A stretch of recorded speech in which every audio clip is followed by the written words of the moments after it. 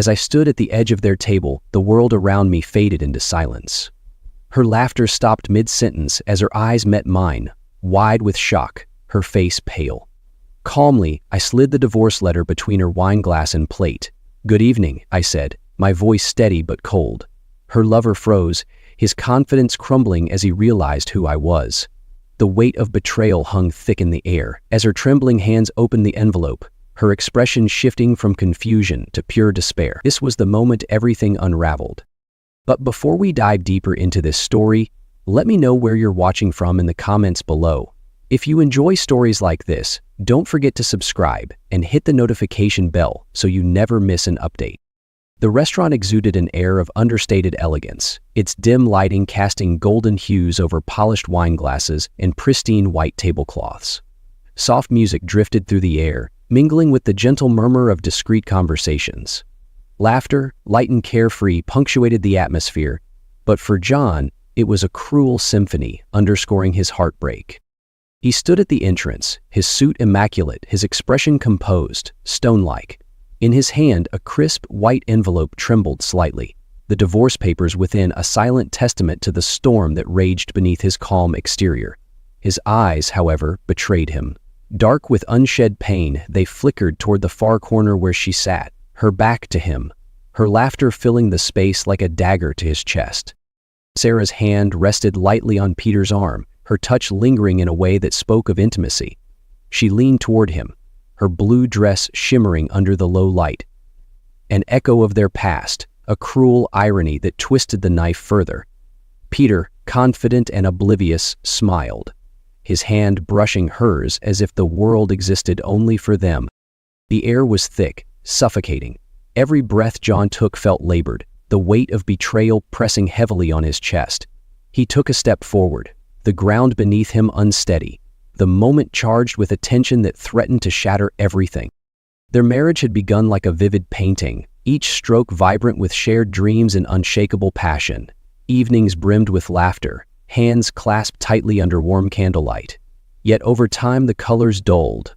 Routine crept in like an unwelcome guest, transforming heartfelt conversations into mechanical exchanges. Dinners together became quieter, the clinking of cutlery filling the void where words once flourished. Their bed, once a sanctuary of whispered secrets and gentle caresses, grew colder, the space between them a chasm neither dared to cross. John's attempts to reignite their connection, a surprise bouquet, a planned getaway, were met with Sarah's polite but distant smiles, her gaze often elsewhere. Meanwhile, Sarah found herself yearning for something intangible, a spark that routine had extinguished. She avoided John's questioning eyes, her affection reduced to fleeting gestures that felt like echoes of a distant past. The small moments, the way she turned away when he leaned in, the hesitation before a reluctant embrace, spoke volumes. And so their idyllic union unraveled slowly, thread by thread, leaving behind a fragile framework of what once was. It was in this fragile silence that John began to sense the unspoken truth lurking beneath their facade. The cracks had been small at first, almost imperceptible. Sarah's occasional late nights were easily explained. An art event here, a meeting with students there. At least, that's what she told him. John, ever the trusting husband, brushed away the faint unease that tickled the edges of his thoughts. But the unease grew, evolving into a persistent knot in his chest. One evening, she arrived home hours later than expected, her face flushed and her explanation rehearsed but hollow. The gallery owner wanted to discuss a future collaboration, she said, avoiding his eyes as she slid past him into the kitchen. John nodded, but her words lingered, their cadence unnatural, her tone strained. Then came the phone calls. On more than one occasion, John had entered the room to find Sarah speaking in hushed tones, her laughter forced and unfamiliar. The moment she noticed him, the call would abruptly end. "Just a student," she'd explain with a wave of her hand, her smile strained. But her smile didn't reach her eyes anymore, and John couldn't shake the feeling that she was slipping further away with every call. It was the little things that began to haunt him, the perfume lingering on her coat, one he didn't recognize, the way her phone seemed glued to her hand, notifications buzzing incessantly. Once as they sat side by side on the couch, she flinched when he leaned closer, tucking her phone out of sight. "It's nothing," she assured him, but the tension in her voice betrayed her. The late nights became more frequent. When he asked where she'd been, her answers grew vaguer, her excuses thinner. "Just a last-minute meeting," she'd say. "You know how demanding the school can be." Her eyes darted to anything but his as she spoke, her hands fidgeting with her bag. One rainy evening, as she rushed out the door claiming to meet a colleague, John stood in the quiet hallway watching her disappear into the downpour. For the first time, anger sparked within him, mingling with his hurt. He wanted to believe her, but every instinct told him otherwise. That night, as he sat in his darkened study, John made a decision. He couldn't ignore the signs any longer. If Sarah was hiding something, he would uncover it. Painful as it might be, he needed the truth, no matter the cost. The decision to hire a private investigator wasn't one John made lightly. For weeks, he had wrestled with the idea, torn between wanting to trust Sarah and needing to confront the gnawing doubt consuming him. But after another night of vague excuses and hurried departures, he realized that trust was no longer enough. He needed answers. He opened his office door and said, "Now?" The investigator, a sharp-eyed woman named Alina, was efficient and discreet. She listened carefully as John recounted Sarah's late-night meetings, the suspicious phone calls, and the increasingly cold atmosphere at home. "It could be nothing," John said, almost pleading with himself. Alina nodded, her expression unreadable. "But if it's something," she replied calmly, "we'll find it." The first few days yielded little more than the same routine John already knew. Sarah leaving the house, supposedly for work errands. But on the third day, Elena called with a lead. "She's meeting someone," she said. "Not at a gallery or school, but a cafe downtown." John's heart sank as Elena sent photos of Sarah with another man. The images showed her leaning toward him, her face illuminated by a smile that John hadn't seen in years. Her hand rested lightly on his, their posture intimate, comfortable. The man was tall, well-dressed, and exuded confidence. But his face was unfamiliar, a stranger who had somehow become a part of Sarah's life. Elena didn't stop there. Over the next week, she trailed the man, Peter, as Sarah had called him in intercepted texts. His background was murky, his movements suspicious. "He's not just someone she's seeing," Elena said during their next meeting. "He's a professional con artist.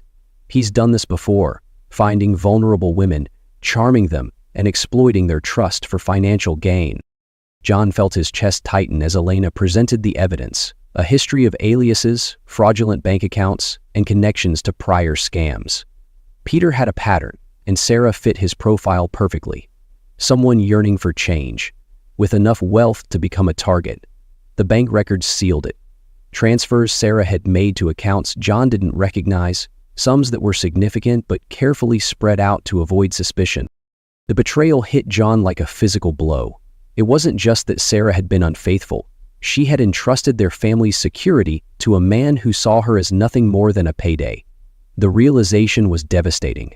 Every smile, every excuse, every lie Sarah had told wasn't just about her affair. It was about the life they had built together, unraveling under the weight of her choices. Yet, as much as anger coursed through him, there was something deeper, a profound sadness for the woman he had loved. Sarah, who once glowed with joy and passion, had become someone else entirely, someone desperate enough to believe Peter's hollow promises. John knew what he had to do. He would confront them both, not in a moment of blind rage, but with calculated precision. This wasn't just about exposing their betrayal. It was about reclaiming his dignity and putting an end to the charade that had taken over his life. As he stared at the evidence laid out before him, John's resolve hardened. The truth, however painful, was his weapon now. The restaurant was an orchestra of refinement, the clink of glasses, the soft murmur of conversation, and the muted notes of a piano weaving through the air. John stepped inside, his polished shoes tapping against the marble floor, his expression composed but unreadable. To the casual observer, he was just another guest, a man in a suit, perhaps here for a business dinner or a romantic evening. But the envelope in his hand told a different story. He scanned the room briefly, his gaze calculated until it landed on them. Sarah, radiant in the blue dress he had given her, was leaning slightly toward Peter, her laughter light and effortless. Peter, confident as ever, rested his hand on the table, his fingers brushing hers. The intimacy between them was undeniable, their world seemingly contained in that small, candle-lit space. John's chest tightened, but his face remained impassive. He had prepared for this moment, rehearsed every step in his mind. Now, it was time to act. As he moved toward their table, the tension in the air seemed to thicken. The maitre d' greeted him politely, but John barely nodded in acknowledgement. His eyes were fixed ahead, his steps measured and deliberate, each one echoing like a drumbeat in his ears. Sarah didn't see him at first. She was mid-sentence, her hand gesturing animatedly as Peter smiled, clearly absorbed in the performance. But as John approached, her laughter faltered. It was subtle, a flicker of hesitation in her voice, a sudden awareness of being watched. Her eyes darted up, meeting John's, and in an instant, her expression froze. Her face drained of color, the playful smile replaced by a mix of shock and fear. Peter, sensing the shift, glanced over his shoulder, his confident demeanor faltering as he locked eyes with John. The man who had seemed so self-assured now looked uneasy, his fingers twitching slightly as he shifted in his seat. "Good evening," John said, his voice calm and steady, though the weight behind it was unmistakable. He placed the envelope on the table, sliding it between Sarah's wineglass and her plate with a deliberate motion. The sound of paper meeting wood seemed to echo louder than the surrounding conversation. Neither of them spoke at first. Sarah stared at the envelope as if it were a live grenade, her hands trembling slightly as they hovered above the table. Peter leaned back, attempting to regain his composure, but his discomfort was evident in the way his jaw tightened, his eyes darting between John and Sarah. John's gaze never wavered. He stood tall, his hands at his sides, a picture of restrained power. "I think you should read it," he said, his tone devoid of malice, yet carrying an undeniable authority. Sarah's lips parted as if to speak, but no words came. Her fingers brushed the edge of the envelope, hesitant, as though touching it would make the truth it held unbearable. Peter, meanwhile, cleared his throat, attempting to interrupt the moment. "Look, maybe this isn't the place, John's gaze snapped to him, sharp and unyielding. "You don't get to decide that," he said, his voice cutting through the air like a blade. Peter shrank back slightly, the bravado slipping from his face. Sarah finally opened the envelope, her hands shaking so much that the paper rustled as she unfolded it. Her eyes skimmed the words, and with each line, her face crumpled further. Tears welled in her eyes, but she blinked them back, glancing up at John with a mixture of despair and desperation. "John, He raised a hand, silencing her. "Don't," he said softly but firmly. "I know everything, Sarah. Every excuse, every lie. I've watched it all unfold, and now it ends here." The room seemed to hold its breath, the surrounding diners blissfully unaware of the storm unfolding just a few feet away. Peter shifted uncomfortably, his confidence evaporating as John's focus turned to him. "And you," John said, his voice colder now, "do you want to explain yourself, or should I do it for you?" Peter stammered, his composure cracking. I think we should all calm down." John leaned in slightly, his calm exterior masking the fury simmering beneath. "Calm," he echoed, his voice dangerously quiet. "You've conned my wife, stolen from my family, and destroyed the life we built. You don't get to ask for calm." Sarah's tears finally spilled over, her composure breaking completely as she buried her face in her hands.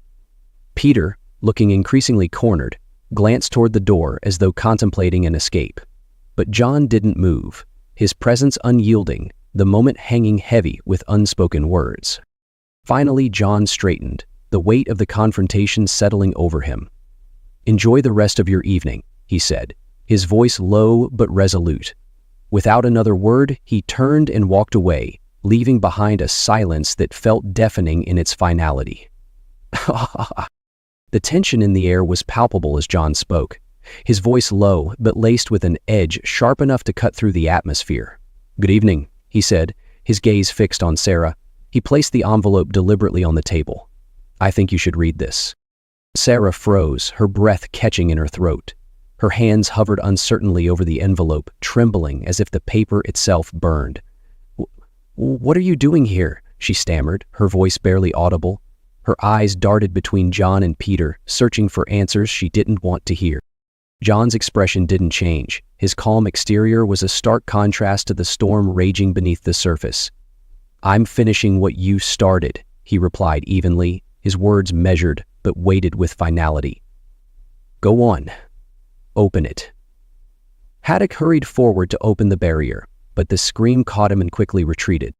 Sarah's fingers fumbled as she picked up the envelope, her heart pounding in her chest. She unfolded the paper, her eyes scanning the words, and the color drained from her face. "Now," she whispered, shaking her head. This isn't necessary. We can talk about this." John's eyes narrowed, his voice unyielding. "Talk? Like the way you've been talking to him?" He gestured toward Peter without breaking his gaze from Sarah. Peter, who had been sitting in uneasy silence, straightened in his chair. He forced a smile that didn't reach his eyes. "Listen," he began, his tone overly casual. "I don't think this is the time or place for—" John cut him off, his voice sharp but quiet enough not to draw attention from the surrounding tables. "Don't," he said, his eyes locking onto Peter's with an intensity that made him falter. "You've had plenty of time to run your little game. It's over now." Peter shifted uncomfortably, his confidence unraveling. "I don't know what you're talking about," he said, his voice tinged with defensiveness. "This is a misunderstanding." John leaned slightly forward, his voice dropping to an icy whisper. "Is it? Should I explain to Sarah about your history? The scams, the aliases, the money transfers? Or would you like to do that yourself?" Sarah's head snapped toward Peter, her expression a mix of confusion and betrayal. "What is he talking about?" she demanded, her voice cracking. Peter stammered, his composure crumbling. "Sarah, I can explain—" "Enough," John said, standing upright, his gaze heavy with finality. "You've both said enough. Now, live with it." He turned and walked away, leaving behind silence as devastating as his words. John stood still, his presence commanding, as he shifted his focus entirely to Peter. His voice was calm, yet it carried the weight of a hammer striking cold steel. "Your future with him," John said, his eyes flicking towards Sarah. "It's built on lies. Every dollar, every promise. It was all a con." Sarah froze, her lips trembling as though forming words had suddenly become impossible. Her hand clutched the edge of the napkin on her lap, fingers tightening around the fabric in a desperate attempt to ground herself. Her breathing quickened, and her gaze darted back and forth between the two men, searching for a lifeline, a shred of clarity in the chaos John's words had unleashed. Peter tried to recover, a nervous laugh escaping him.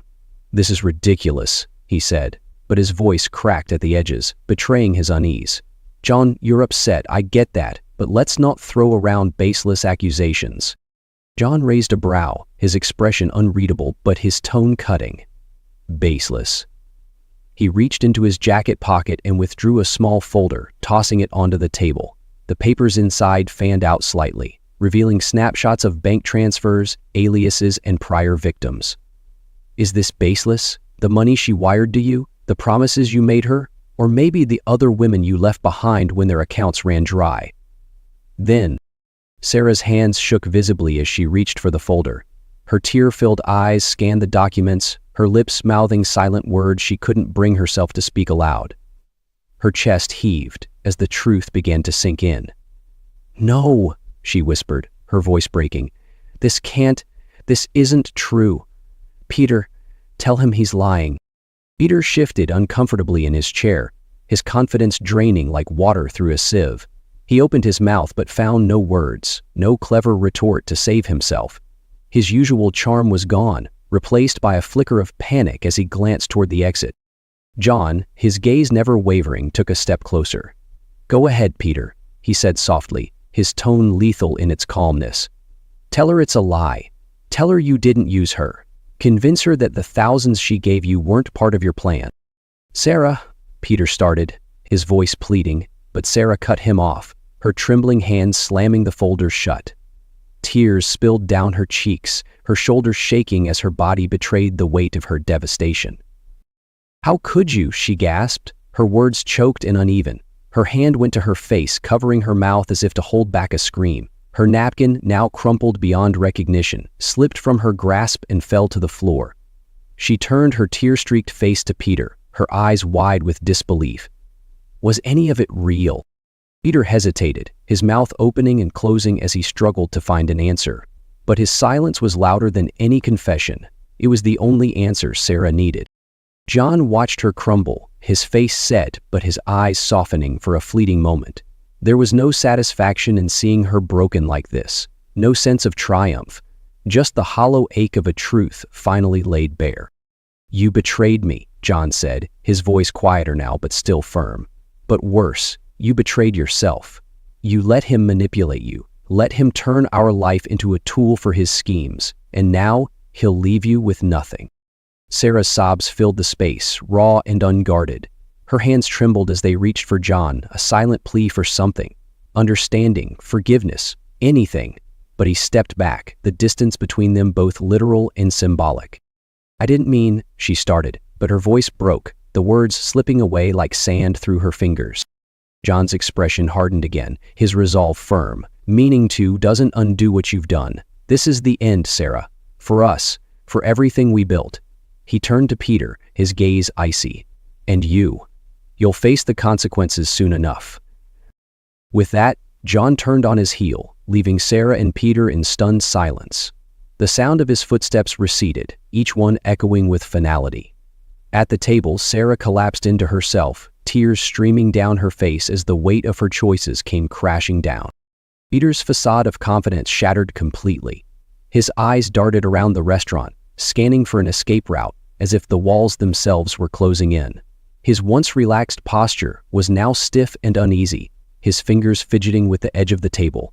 The weight of John's revelations and Sarah's tearful disbelief had stripped away his charm, leaving only a desperate, cornered man.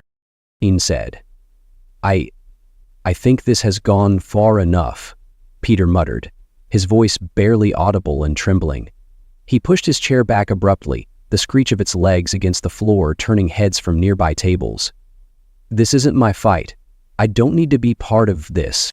John watched him with cold, detached amusement, crossing his arms as Peter stumbled to stand. "Running already?" he asked, his voice low but cutting through the tension like a knife. "Isn't this the part where you spin one of your famous stories, Peter? Convince her it's all a misunderstanding? Read me my rights to the word cervical pain and count the 4 paragraphs I signed?" Peter smiled. Peter didn't respond, his face flushed as he adjusted his jacket with shaky hands. His gaze flicked briefly to Sarah, who sat paralyzed by her own grief, her tear-streaked face a silent testament to the destruction he had wrought. Seeing no solace there, he turned toward the exit, his movements hurried and clumsy, a stark contrast to the suave demeanor he had displayed earlier. "Go ahead," John called after him, his tone laced with disdain. "Run, like you always do. That's the man you chose over us, Sarah," he added, turning to his wife. His words hit like a hammer, each syllable deliberate and unrelenting. "A coward who takes what he can and bolts the moment things get difficult. He'll leave you with nothing, just like I said."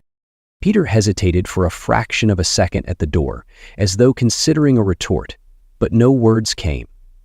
The weight of John's gaze pressed on him like a heavy stone, and he finally pushed the door open, disappearing into the night, without so much as a backward glance.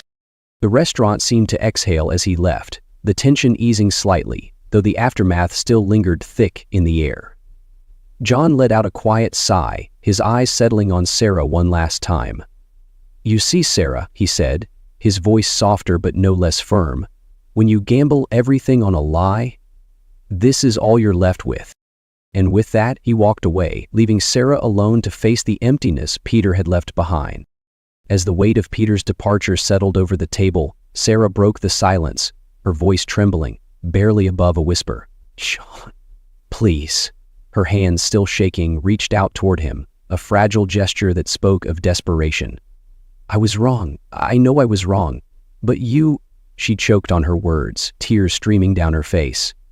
"You can't just leave like this. We can fix it. I can fix it."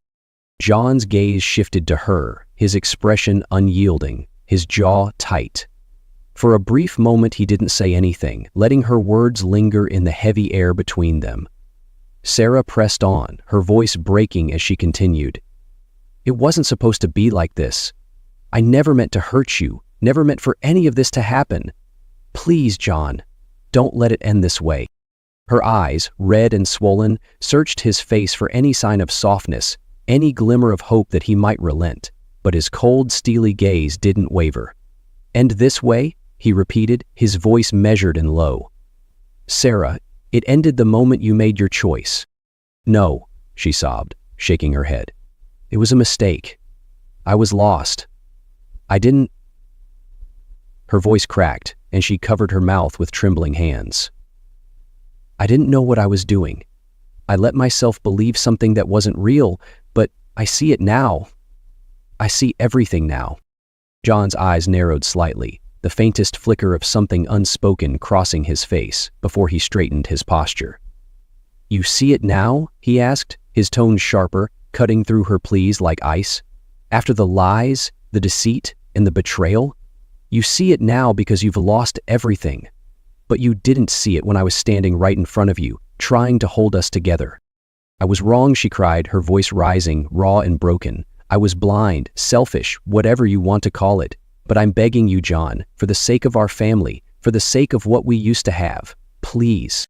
John's jaw clenched, his fists tightening at his sides before he exhaled slowly, his voice chillingly calm. "You made your choices, Sarah. Now live with them." The finality of his words left no room for argument, no space for hope. He turned and walked away, his steps steady, leaving Sarah crumpled in her seat, consumed by the weight of her loss. John stopped just as he reached the edge of the table, his back to Sarah. For a moment he seemed to hesitate, the weight of everything unsaid pressing on his shoulders.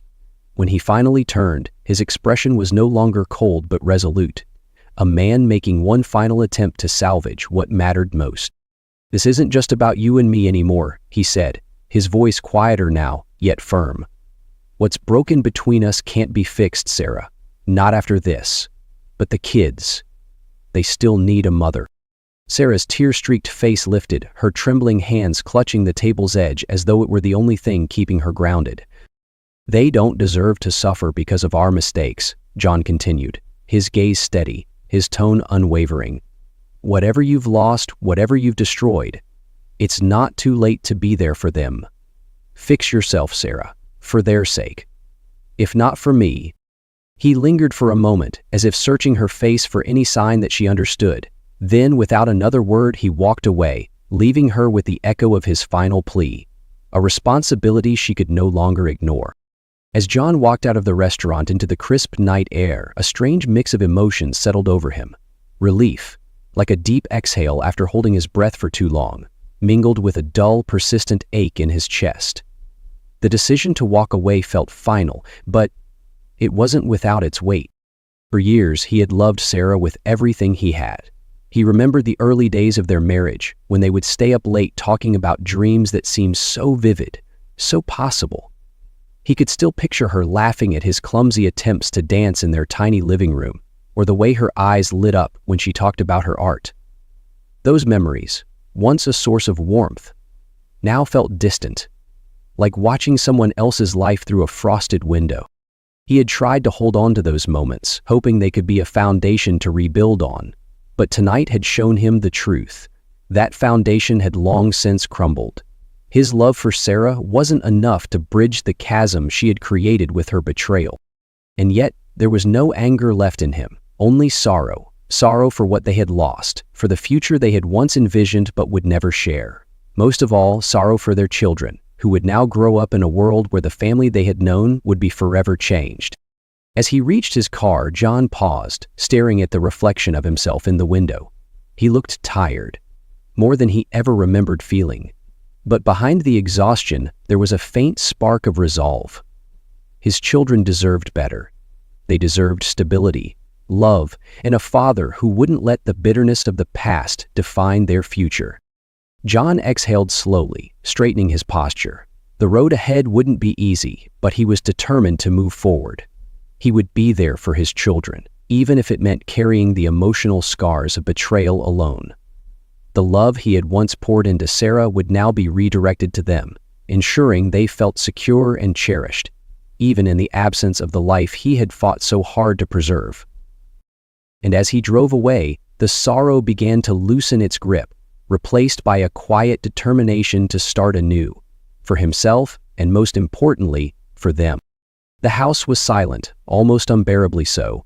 Sarah sat in the living room, her fingers tracing the edge of a framed family photo on the coffee table. The image showed a moment of joy, frozen in time. John smiling with his arm around her, their children laughing as they leaned into her side. It felt like a relic from another life, one that now seemed irretrievably distant. She stared at the photo for what felt like hours, her thoughts spiraling through the choices that had brought her here, the excuses she had given herself, her yearning for something new. The allure of Peter's charm now felt hollow and selfish. She had been searching for freedom, excitement, and a spark she thought had been extinguished. But in chasing those fleeting desires, she had lost everything that truly mattered. The echo of John's words in the restaurant haunted her. "Fix yourself for them, if not for me." His tone had been cold, final, but the truth behind it was undeniable. She had failed him, failed their marriage, and most painfully failed their children. Her chest tightened as she thought of their little faces, unaware of the storm brewing in their family. The emptiness of the house pressed in on her, amplifying her guilt. She moved to the couch and sank into its worn cushions, clutching a pillow to her chest as if it could shield her from the weight of her emotions. Memories flooded her, the nights she and John had spent planning their future, the laughter they had shared over small silly things. She had traded all of that for an illusion, and now she was left with the aftermath. But beneath the crushing guilt, a faint ember of resolve began to flicker. Sarah knew she couldn't undo the past, but she also knew she couldn't remain paralyzed by it. If she was going to rebuild anything, for herself, for her children, she needed to confront the person she had become and understand why she had allowed herself to fall so far. The next morning, she made the first step. She called a therapist, her voice shaky as she explained her situation. "I don't even know where to start," she admitted. I don't recognize myself anymore." Therapy became a space for reflection, a painful but necessary mirror to her actions. Through the sessions, Sarah began to unpack the deeper truths she had avoided for so long: her dissatisfaction with herself, her fear of aging, her misguided belief that excitement came from someone else instead of within. She cried often in those sessions, but each tear felt like a release, a step toward understanding and rebuilding. At home, she started small. She cleaned out the rooms she had avoided for weeks, the ones still filled with John's absence. She wrote letters she knew she might never send, apologizing to him, to her children, even to herself. And she promised, silently but with conviction, that she would do better. Sarah knew the path ahead would be long and lonely, but for the first time in a while, she felt a faint sense of hope. The scars of her choices would remain, but she was determined to transform them into lessons, a foundation upon which to rebuild her life. In this time, she vowed, it would be with honesty, humility, and the unwavering love her children deserved. Peter's life of deceit unraveled quickly after the restaurant confrontation. With John's evidence in hand, Sarah, spurred by a mix of anger and regret, shared the information with authorities. It wasn't long before Peter's carefully constructed web of lies began to collapse. His fraudulent activities, scams, targeting vulnerable individuals under various aliases, caught up with him. A routine traffic stop led to his arrest when police discovered outstanding warrants tied to his previous cons. The carefully cultivated charm that once disarmed his victims was useless in the face of mounting evidence. In court, Peter attempted his usual defense, weaving tales of misunderstanding and victimhood. But the evidence was overwhelming: forged documents, bank transfers, and testimonies from multiple victims. The judge's verdict was swift and unforgiving, sentencing him to years behind bars. As the prison doors closed behind him, Peter finally faced the consequences of his greed, his silver tongue silenced by justice. Quote, John's life became a carefully constructed routine, each day meticulously planned to leave little room for reflection. His mornings were dedicated to preparing breakfast for his children, two small faces lighting up the kitchen table with sleepy smiles, unaware of the weight their father carried. As they chattered about their school projects and favorite cartoons, John smiled, nodding in encouragement, his heart both warmed and heavy. At work, he threw himself into his cases with relentless focus. His colleagues noticed his increased intensity, often mistaking it for ambition. But for John, it was a shield, a way to drown out the memories of what had been lost. He left little time for personal thoughts, each victory in court serving as a fleeting balm for the pain he kept buried deep inside. Evenings were for his children. He sat with them during homework time, read bedtime stories, and played board games, his laughter genuine, even if his mind occasionally wandered. He saw glimpses of Sarah in them, the way their daughter scrunched her nose when concentrating, or how his son's laugh mirrored hers. It was bittersweet, but he refused to let his pain cloud his love for them. From the perspective of his children, things were different, though they couldn't fully understand why. Their father seemed quieter, more serious. He no longer hummed tunes in the car or talked about the weekend plans with the same enthusiasm. They noticed that family dinners were just the three of them now, and that their mother's absence was rarely mentioned. "Why doesn't Mommy eat with us anymore?" his youngest asked one evening, her innocent voice cutting through the quiet. John hesitated, his fork pausing mid-air. "Mommy's busy right now," he said gently, his tone steady. "But we'll see her soon." The children accepted his words, returning to their plates, but John could see the confusion lingering in their eyes. He knew they sensed the shift, even if they couldn't articulate it, and that thought weighed on him more than anything else. At night, when the house was still and the children were asleep, John allowed himself brief moments of vulnerability. Sitting alone in the living room, he thought of the life he had lost and the walls he now built to protect himself from future pain. But those moments passed quickly. He had promises to keep, lives to nurture, and no time for what could have been.